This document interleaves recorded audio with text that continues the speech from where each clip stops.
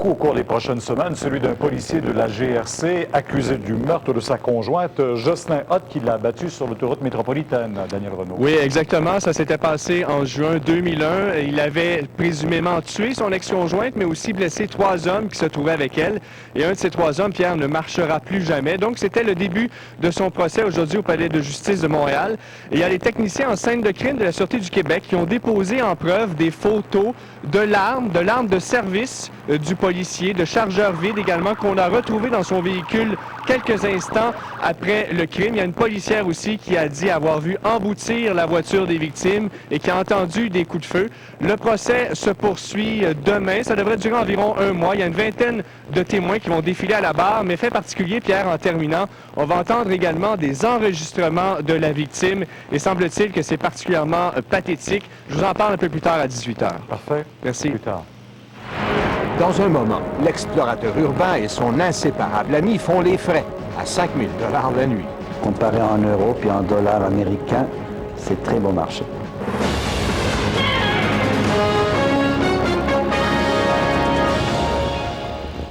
Pour cet hiver, beaucoup de neige avec 100% de probabilité de... M'empêcherait de dormir, me donner des mots de tête, à moins qu'il y ait les services qui viennent avec. Je sais pas pour vous, là, mais moi, personnellement, à 5 000 $ la journée, je voudrais pas dormir pour être sûr d'en profiter le plus possible. Pierre, j'ai fait le calcul, ça veut dire 200 $ de l'heure, 3 $ de la minute. Alors, pour ce deuxième reportage de notre série sur les plus belles suites présidentielles de Montréal, on vous amène ce soir dans un tout nouvel hôtel qui a ouvert cet été, l'hôtel Saint James dans le Vieux-Montréal. On fera pas de trouble. Oh, ben, ma gang de snow. Vous êtes encore cachés dans ma valise. Cette semaine, ça va vous coûter cher. Parce qu'on vous amène visiter l'hôtel des Big Shots. Vous êtes prêts? On y va.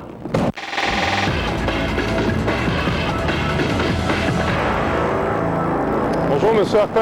Bonjour. Vous avez fait mon voyage? Oui, tout à fait. Bienvenue au Saint James. L'hôtel Saint James a été construit dans une ancienne banque. Ça se sent tout de suite. L'argent suinte presque des murs. M. Harpin, voici votre suite. Et voici vos clés. Merci beaucoup. Si vous avez besoin de quoi que ce soit, n'hésitez surtout pas à nous appeler. La suite royale de l'hôtel occupe le dernier étage de l'établissement. On y accède directement de l'ascenseur. Avant le début des travaux, il y a 3 ans, cet étage n'existait même pas. On a carrément construit la suite sur le toit du bâtiment. C'est de loin la plus belle et la plus grande suite de Montréal. Avec sa terrasse extérieure, elle a une superficie de 5000 pieds carrés. Regardez juste le placard. Un propriétaire pourrait facilement le faire passer pour une pièce en soi. Bien sûr, si vous souhaitez y faire dormir votre toutou, vous devrez y mettre le prix. La suite est louée 5 000 $ par nuit. Vous avez bien entendu, 5 000 $. Comparé en euros puis en dollars américains, c'est très bon marché. La preuve, c'est qu'on le loue souvent. Gérard Depardieu a séjourné dans la suite lors du Festival des films du monde. Et Robert De Niro est venu la visiter en prévision de son prochain tournage à Montréal. L'appartement offre tout ce qu'un riche peut rêver. Des planchers de marbre et de la marqueterie d'Italie, des électroménagers et une machine à expresso allemande, de la literie 100% coton importé de France, même les savonnettes viennent du fournisseur officiel de la reine d'Angleterre. C'est comme une façon de sauver la face pour le premier ministre chrétien qui s'opposait, lui, à la proposition de l'Alliance canadienne. En plus d'être luxueuse et cossue, la suite est tout ce qu'il y a de plus high-tech. 2 immenses télés à écran plat trônent dans le salon et la salle à coucher. Des lecteurs CD sont accrochés un peu partout sur les murs et un système de domotique élaboré contrôle l'éclairage et le chauffage. Si vous êtes absent d'une pièce pendant une demi-heure, les lumières s'éteignent automatiquement. Quand vous rentrez dans la suite, les lumières s'allument tous ensemble. Vous comprenez maintenant pourquoi le Saint James est le premier hôtel canadien à faire partie du Leading Small Hotel of the World, un réseau international d'hôtels 5 étoiles. Merci beaucoup, puis pour la facture, vous l'enverrez à TVA. Avec plaisir. Bon voyage. Au revoir. Dominique Arpin, TVA, à Montréal. Monsieur, bonsoir. Voici Pierre Bruno. Le lundi 18 novembre, en manchette.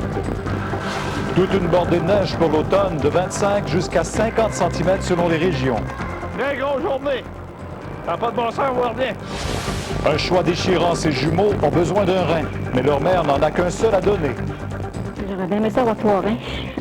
D'avoir un autre d'espère, là. 6 des 16 motards accusés de gangstérisme plaident coupables avant le début du méga procès.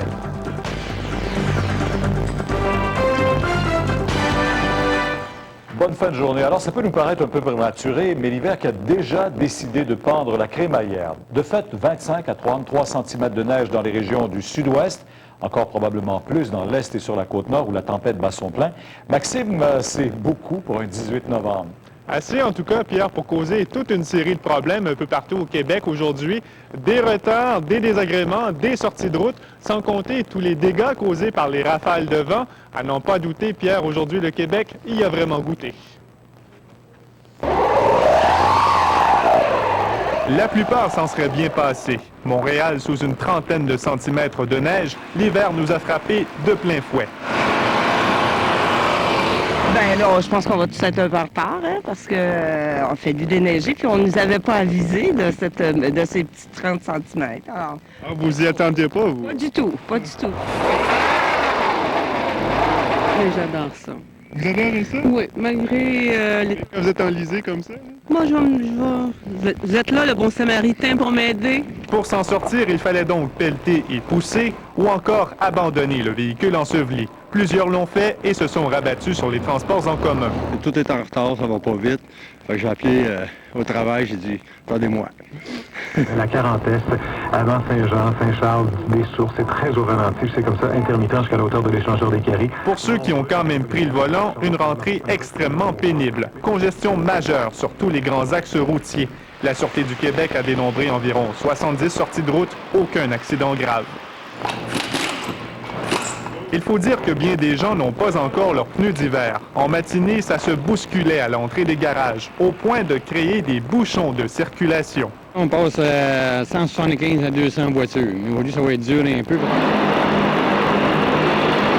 Les pistes enneigées à l'aéroport de Dorval ont provoqué plusieurs retards majeurs et même des annulations de vols vers Toronto, Boston et New York notamment. Les vents violents ont causé des dégâts importants au pont de Québec. Dans la région, une heure de pointe difficile et une centaine de sorties de route. À Rimouski, des rafales de 90 km/h ont forcé la fermeture des écoles, de plusieurs routes et des liaisons de traversiers. Très grosse journée! Ça n'a pas de bon sens, on voit bien. L'automne a donc viré au blanc. Dire qu'officiellement, l'hiver ne s'est même pas encore pointé, le bout du nez. Maxime Landry pour le réseau TVA. On va y retourner dans l'est du Québec. Gilles Turval à Rimouski, c'est le vent chez vous qui est encore très présent. Ah oui, absolument. Il en manque pas gros pour que je m'envole carrément, Pierre. Mais écoutez, ça s'améliore. C'est curieux à dire, mais malgré tout, là, les précipitations de neige ont réduit considérablement. Tellement que sur la route 132, notamment, où il y avait beaucoup de fermetures tout au cours de la journée. Mais maintenant, c'est rendu vraiment dans l'extrême est, entre Sainte-Anne-des-Monts et Manche-d'Épée, où c'est toujours fermé. Sur la côte nord aussi, ça s'améliore. Ça demeure quand même enneigé avec une visibilité de bonne à réduite. Il faudra donc être très prudent quand même au cours des prochaines heures, le temps que toute cette neige soit ramassée, évidemment. Et donc, cette tempête, ça se dirige là vers l'extrême est du Québec, soit Gaspé, Sept-Îles également sur la côte nord, où on devrait recevoir là-bas jusqu'à 50 cm de neige. Accrochez-vous bien, mon Gilles. On va aller du côté de Colette parce qu'il va neiger encore longtemps. Pierre, il disait jusqu'à 50 et même plus de 50, puisque déjà à Gaspé, il est tombé 46 cm de neige et ça devrait tomber, il y a encore de la neige forte et ça devrait tomber comme ça jusqu'en fin de nuit. Alors, pour leur donner un petit mot d'encouragement, ce sera encore très venteux, mais la neige devrait cesser en fin de nuit pour l'extrême est du Québec. Pour nous, c'est terminé, mais on attend un autre système demain. En attendant la prochaine tempête. Merci. Une histoire tragique et déchirante, mais en même temps pleine d'espoir. C'est une mère de Saint-Prime. Saint-Prime, c'est au Lac-Saint-Jean, qui a donné un de ses reins la semaine dernière pour sauver la vie d'un de ses jumeaux de 10 ans. Le problème, c'est que l'autre jumeau aura besoin aussi d'un rein, et très bientôt. Simon a 10 ans. Il est originaire du Lac-Saint-Jean. Depuis sa naissance, il souffre d'une maladie dégénérative, la cystinose, qui touche une personne sur 55 dans sa région. Simon devait subir des dialyses à répétition. En juin dernier, les médecins ont même dû lui enlever un rein. Sa mère vient de lui sauver la vie en lui donnant un de ses reins. C'est un très gros cadeau. Ouais. On voit les... Ici, là. OK. Ils ont enlevé mon rein qui est dans le dos en arrière. Donc, on vous coupe sur le côté. Oui. Pour prendre mon rein droit. Mais ce qui l'inquiète, c'est que le frère jumeau de Simon, Daniel, aura aussi bientôt besoin d'un rein, parce qu'il est également malade. Il suit le même processus que Simon. Il s'en vient en déficience rénale également. J'aurais bien aimé ça avoir 3 reins. D'avoir un autre d'espère, là, pour Daniel, mais... Il y a un espoir. La sœur de Mme Vandal est prête à donner un de ses reins à l'autre jumeau. Elle subit présentement des examens. Jusqu'à la dernière limite, elle peut être acceptée parce que c'est des étapes à passer. Puis à la fin, elle peut être rejetée, là. Ben, il faut être sur une liste de dons. Il faut attendre.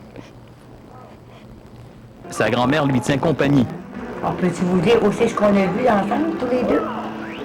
On a vu battre le rein de ma mère dans son ventre. Ça a été merveilleux de voir ça. C'est quelque chose de super grand. Simon va demeurer à l'hôpital pendant encore 1 semaine et demie, après quoi il sera suivi de façon intensive à l'externe pendant une période de 3 mois. Il va avoir presque une vie normale. Il faut qu'il fasse attention à son rein qui, maintenant, il est en avant. Nous autres sont dans le dos, mais lui, il est cassé en avant. C'est ça, regarde, fait du beau papier. Harold Gagné, TVA, Montréal. On souhaite vraiment le même bonheur pour son frère jumeau Daniel en souhaitant qu'on trouve ce rein compatible. À Montréal, maintenant, c'est le procès des 16 motards accusés de gangstérisme qu'on doit reprendre à zéro, vous le savez, et qui sera peut-être moins ardu que prévu, parce qu'André Jobin, il y a 6 des accusés qui ont plaidé coupables avant même le début du procès. Oui, dont Francis Boucher, le fils de Maurice Mom Boucher, le chef des Nomades, le groupe d'élite des Hells Angels. Ces 6 sont plaidés coupables aujourd'hui, non seulement de gangstérisme, mais également de trafic de stupéfiants. Le juge Pierre Béliveau, qui doit entendre le procès l'an prochain, devrait faire connaître les sentences appropriées pour chacun, soit d'ici quelques heures. On parle de sentences qui pourraient varier entre 4 et 11 ans selon les cas. Qu'est-ce qui arrive aux 10 autres? Les 10 autres subiront leur procès à compter de 2003, d'ailleurs, selon un programme préétabli par le juge Béliveau et les avocats des 2 parties.